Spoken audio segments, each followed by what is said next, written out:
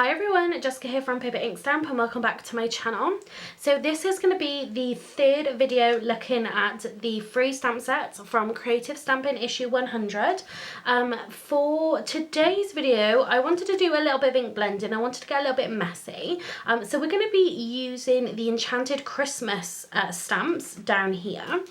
So we've already looked at the Nature's Garden Nativity and then the Glittering Snowflakes collection as well. So this is kind of the last collection, and then this stamp set up here, this is called Cute Christmas, and this is kind of not part of a collection as far as I'm aware. This is just kind of one of their sort of regular stamp sets, if you like. But I'm going to do probably some like alcohol colouring in with those, but I really wanted to do some ink blending and, like I said, just get a little bit messy with these. So I'm going to be creating a scene. So I was trying to think about which of these stamps that I wanted to use for my scene. So I'm going to be creating another larger card. So again, this is going to be a 5x7.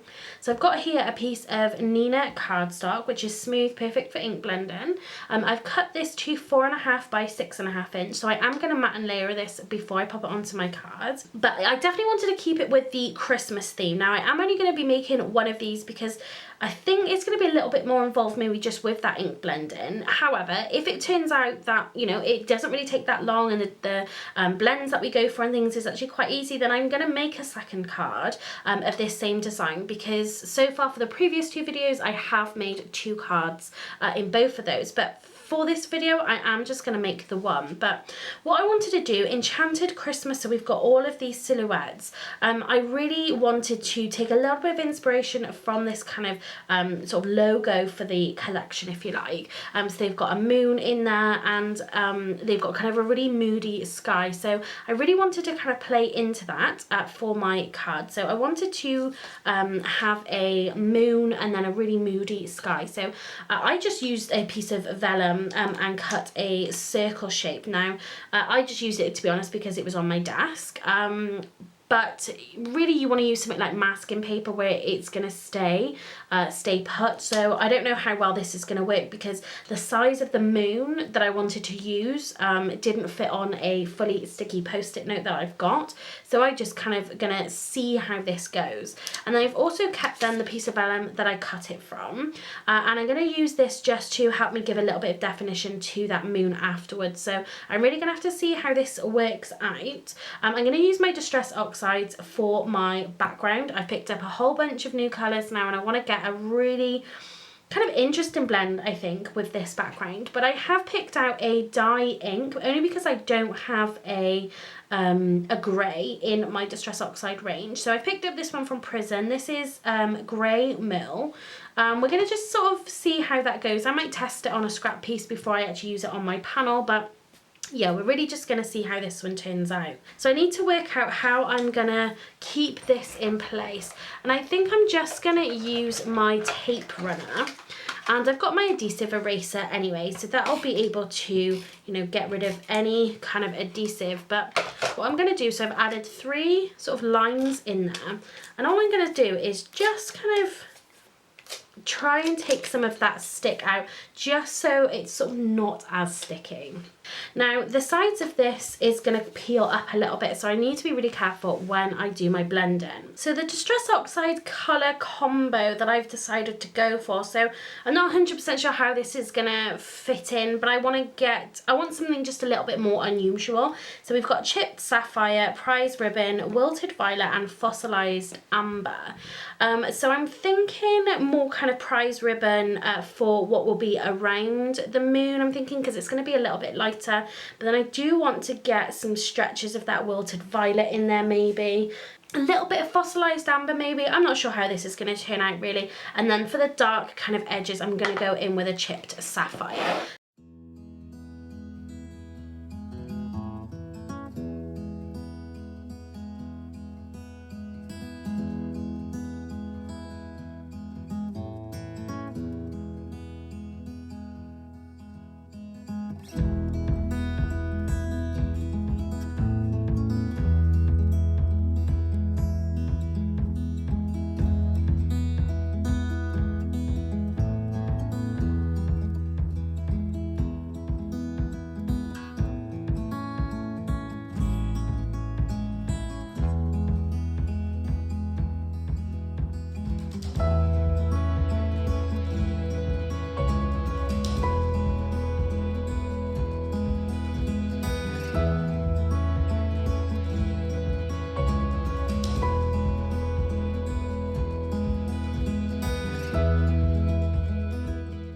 Okay, so I think I'm quite happy with that. I was trying to go for something, you know, quite moody and things, and hopefully this is gonna kind of turn out okay, but I feel like until you really bring everything together, it can be quite difficult to kind of really know exactly how it's gonna look. But before I peel up my moon, I am gonna just add a little bit of Perfect Pearls onto this.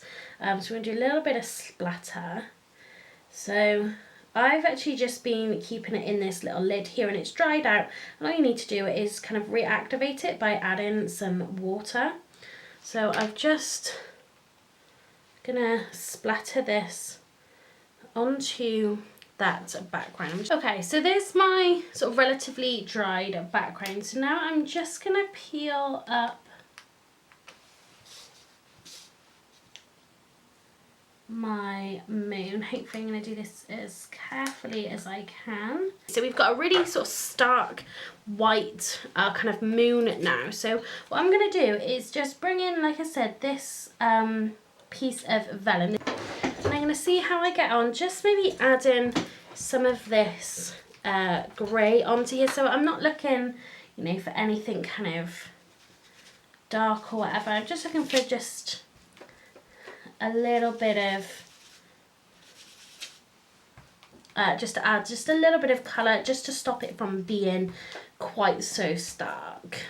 So I've just zoomed in a little bit there. So I tried to use my white ink just to kind of haze out the edges just a little bit, and it's really just dirtied my moon up. So I'm not sure if you can really kind of see that, and now we've got, you know, kind of this funny hue around that moon. So I'm going to leave the ink blend in there because I'm really afraid that I'm just going to kind of ruin it if I keep touching it. So I'm going to leave it there, and we're going to just concentrate on doing our stamping now.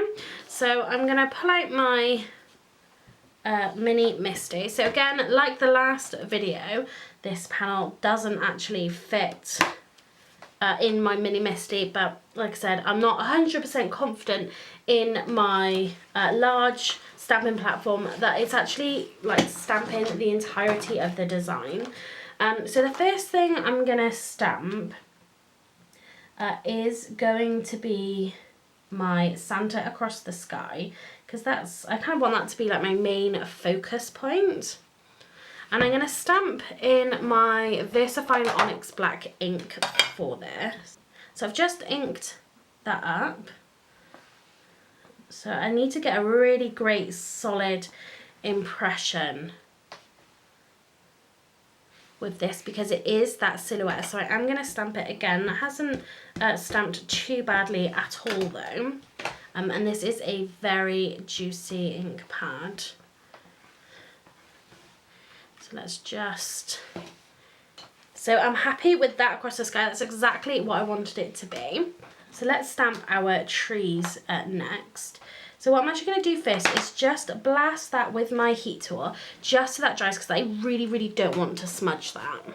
Okay, so to stamp my trees, what I'm going to do is just lift my piece.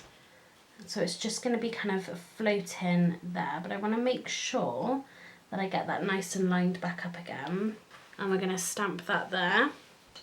So again, let's ink that up.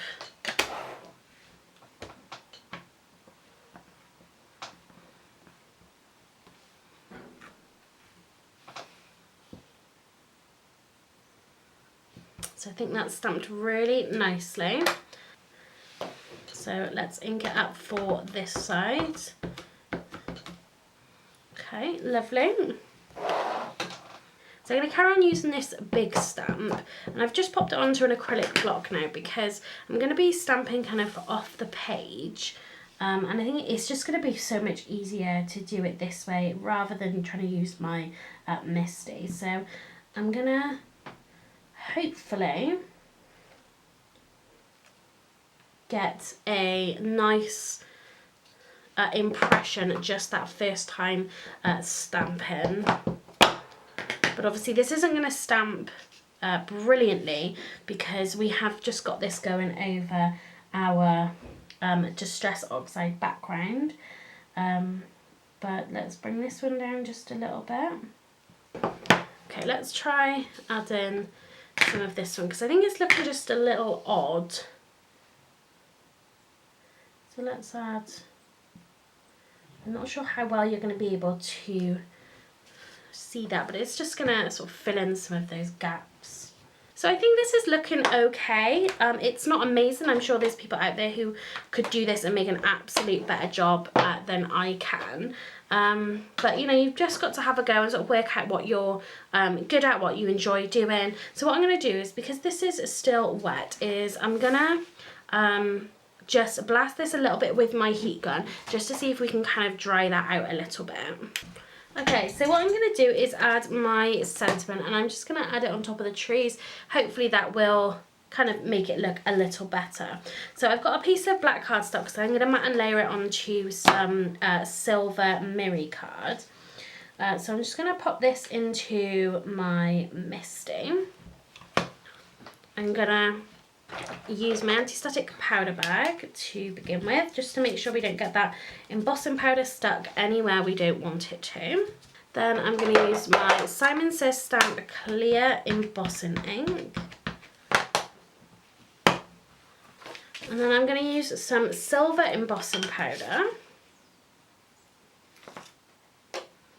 Let's just knock off any excess.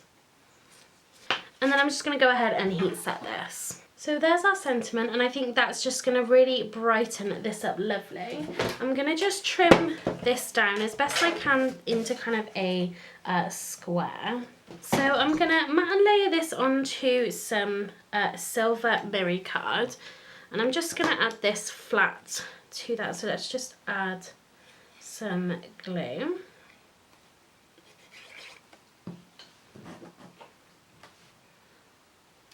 And then I'm going to trim this down. So I've matte and layered my sentiment. I cut another piece then to be able to matte and layer my background. So I'm going to add my background flat. And once I've got that in place, rather than getting it kind of mucky, I'm just going to take a piece of clean scrap card and I'm just gonna lay that over it. So I've got a card base here. I've cut this down, but I did actually cut it the wrong way. So this is going to be a side folding like landscape card. So I'm just going to flip this over. So I'm going to add some big foam squares to the back. So I've taken the backs off those. So now we can add our panel to our card base. Then I'm going to add my sentiment. So again, I've just added some foam pads onto that, and I'm going to pop that in this corner. So ordinarily I would probably have trimmed my sentiment down not to be such a big kind of block on there, but I think it does kind of help just hide some of this because I don't think it kind of blended in too well. So sometimes you can strategically place sentiments and different bits and pieces onto your card, just if you've got a smudge or if there's an area you're not particularly happy with, you know, maybe just find a different way of kind of hiding it, I suppose. The last thing I'm going to do on here is add some Nuvo drops just to kind of add some embellishments. So I don't have any silver Nuvo drops, but I'm going to use my ivory seashell. So I've actually used this on my previous 2 cards, and I think it kind of turned out quite nice because it's a slightly different colour. You know, it's not gold, it's not silver, which has been kind of the primary colour that we've added with our card. So I'm just thinking where I want my kind of placement of my Nuvo drops to be.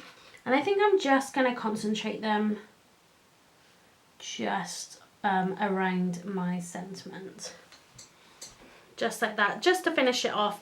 Again, this isn't necessarily the style of card that I would make, only because I don't think I'm particularly great at it. This isn't really where I've kind of, you know, I've never really practiced making cards like this, but it's nice to always just try something a little different, get a bit messy, use my Distress Oxides and just kind of have a go at it.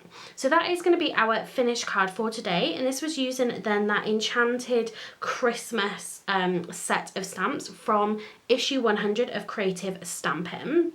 I probably will only make just this card like this. I might try and use them maybe in a more clean kind of way. That's probably more where I would be more comfortable, I think.